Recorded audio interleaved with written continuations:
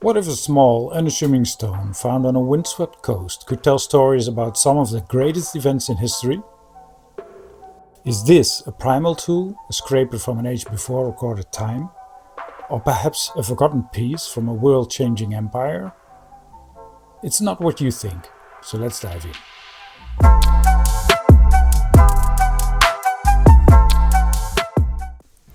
Welcome to Small Things Big, where we uncover big stories hidden in small mysterious objects with your help.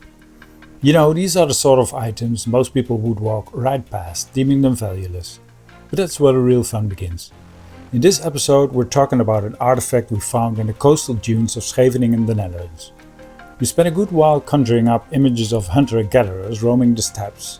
Very romantic, if entirely speculative. We actually got it properly determined, and the result? Well, let's just say it blew us away. And yes, pun intended.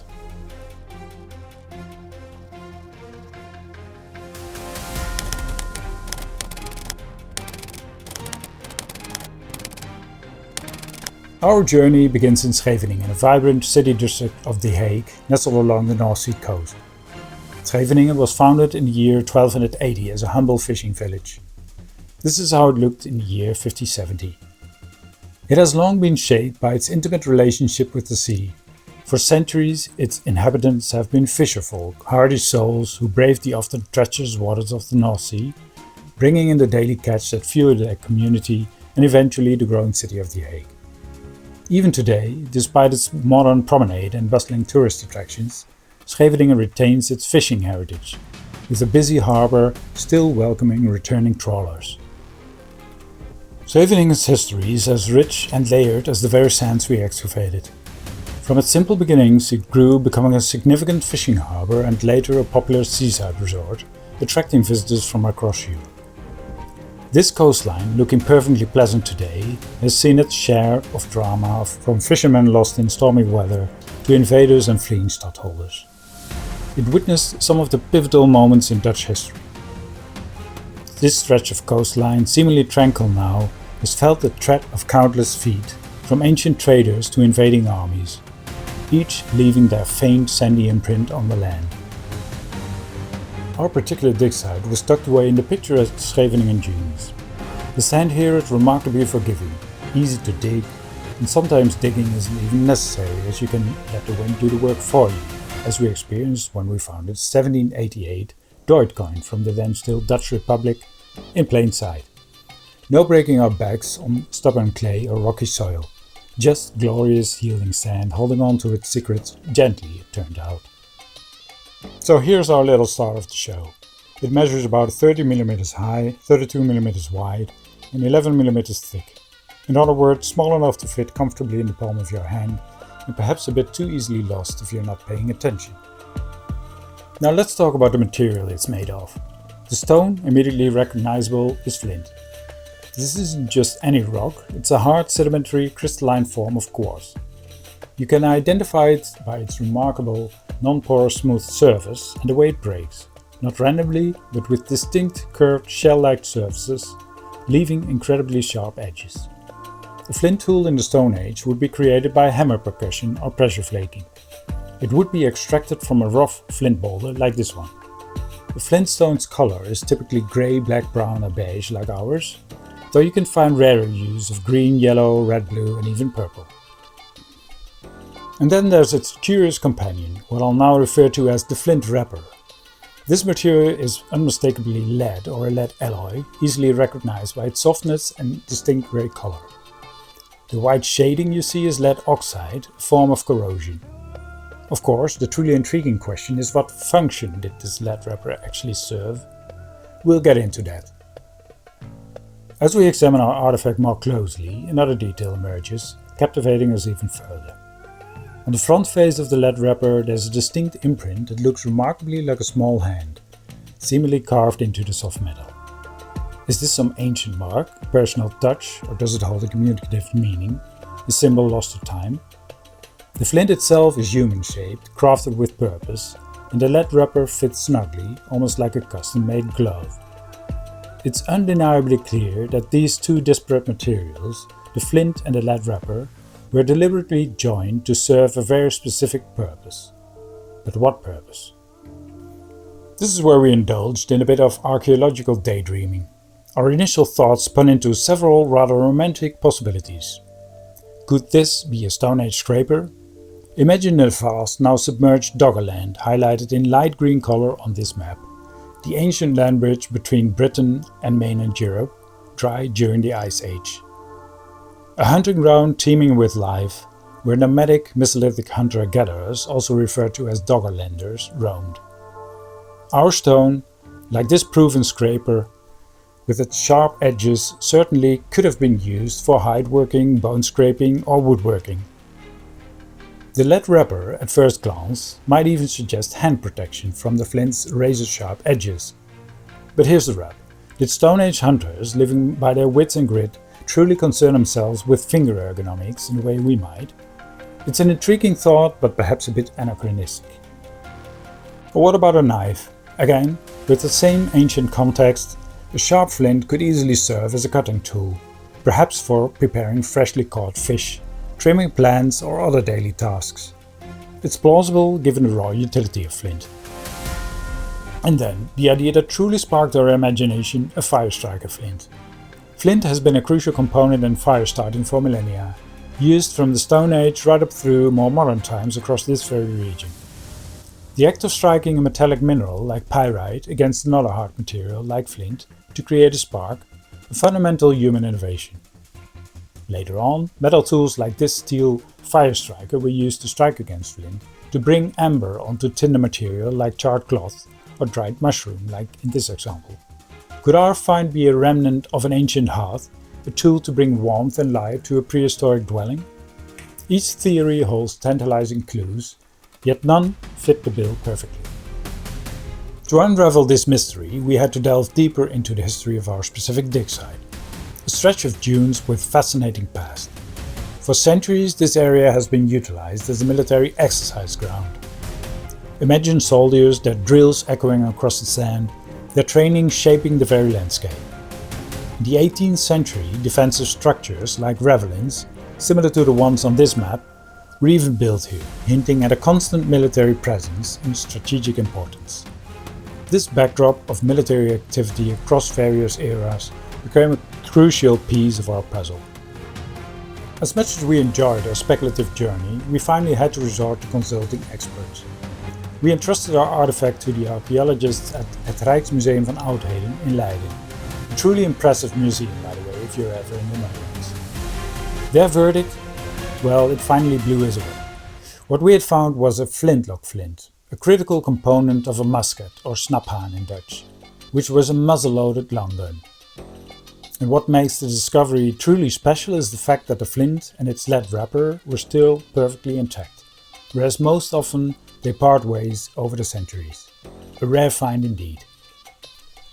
This revelation opened a whole new chapter in our story. The evolution of firearm ignition techniques is a fascinating tale of innovation, and the flintlock mechanism was a revolutionary step. These front-loading firearms were the backbone of armies from the 17th to the mid-19th century. Think of the 18th century, the Napoleonic era, when military exercises were a constant presence in this region, utilizing those very ravelin constructions we mentioned earlier.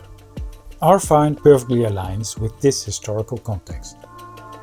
So how did this flint work its magic? In the flintlock musket, our flint was securely clamped into the jaws of the cock, a hammer-like mechanism. When the trigger was pulled, the cock would spring forward, slamming the flint against a hinged steel plate called the frizzen. This violent impact scraped off a shower of sparks, which then fell into a small pan filled with gunpowder, igniting the main charge and propelling the musket ball from the barrel. And speaking of musket balls, we found plenty of those in the near vicinity, further cementing the military connection to our site. Flintlock guns could be reloaded faster than their predecessors.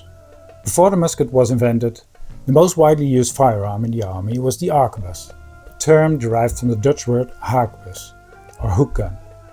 This was a heavy, long-barrel gun that was sometimes operated by two persons or used with a fork rest. The arquebus had no ignition mechanism. The operator was balancing the gun with one arm and lowering a smoldering rope into the priming pan with the other, which would set off the gun. In the 17th century, the front-loading musket was introduced, with 4 ignition mechanisms in chronological order: the matchlock, wheel lock, flintlock and percussion cap.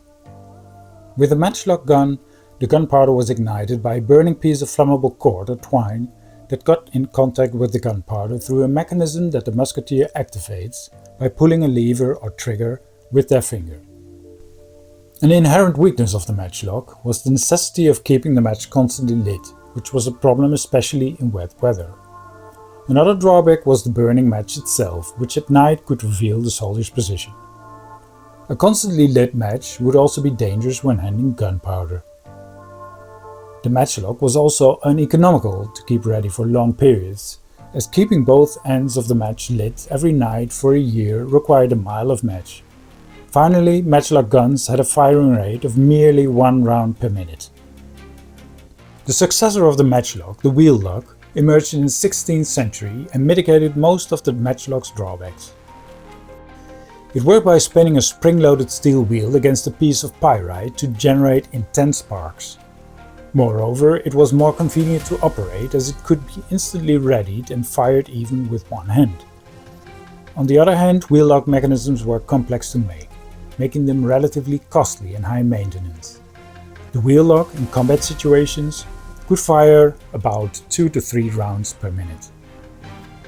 After the wheel lock came the flintlock gun, which could be fired at approximately 4 to 5 rounds per minute. Moreover, it was technically less complex and easier to handle and maintain. They were carried by soldiers across Europe, including those who would have undoubtedly trained and maneuvered in the very dunes where we found our flint. The flintlock was followed by the percussion cap.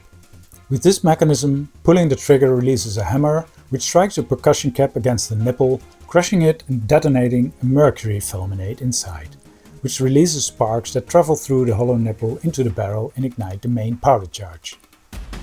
The percussion cap system was more reliable and easier to use than the flintlock. Percussion systems were also more resistant to weather, faster to load and more consistent in ignition. The percussion cap gun was the last type of front-loaded firearm before it was followed by the breech-loaded guns, which massively increased firing rate. By the way, flintlock guns that were used by the army were mostly fitted with smoothbore barrels and were infamously inaccurate. This was because the musket ball wouldn't spin, causing it to tumble and wobble in flight, leading to unpredictable trajectories. Additionally, the loose fit of the ball within the barrel allowed for gas to escape around it during firing, further disrupting its path. Even more, musket balls would also often be notched to create sharp edges for inflicting more grave wounds.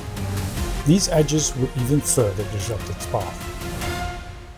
Rifle guns, on the other hand, were mostly used with cylindrical, elongated bullets and have a bore with spiraled grooves which caused the bullets to spin as they exit the barrel, thereby greatly improving targeting accuracy, especially at longer ranges. You can even recognize the marks the longitudinal grooves created on this later bullet we found at the same site. This bullet also has concentric rings. I'd expect these to have a function similar to that of piston rings, ensuring a tight fit of the bullet in the barrel and thus preventing explosive gases from escaping around the bullet, thereby ensuring all explosive energy is converted into kinetic energy. At the same time, those grooves allowed for excess lead to be squeezed into them to prevent the bullet from getting stuck and the gun barrel from ending up in a rapid, unscheduled disassembly in SpaceX terms. Anyway, in war combat, front-loaded rifle guns pose significant drawbacks in the form of slower reloading time, a higher risk of misfires, and greater susceptibility to malfunctions, especially in adverse weather conditions. Additionally, the cost and complexity of rifle production and ammunition made them less widely available than muskets. Right, remember that curious hand-like imprint on a lead wrapper?